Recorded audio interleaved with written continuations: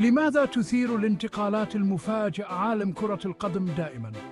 إن أحدث صفقة لنادي هال سيتي ليست استثناءً، ففي تطور غير متوقع تعاقد هال سيتي مع الدولي الجزائري بشير بلومي.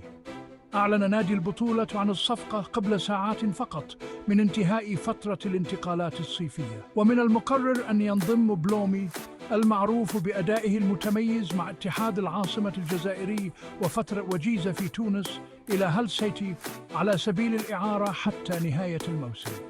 يمكن أن تكون هذه الخطوة بمثابة تغيير جذري لكل من اللاعب والنادي. يتوقع بلومي لإثبات نفسه على مستوى أكبر، ويسعى هال سيتي إلى تعزيز فريقه من أجل الدفع نحو الصعود إلى الدوري الإنجليزي الممتاز.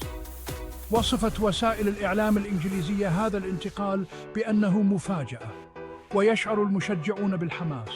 فهل سيؤدي سحر بلومي على أرض الملعب إلى صعود هال سيتي؟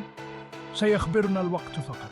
ابقوا معنا لمزيد من التحديثات حول هذا التطور المثير.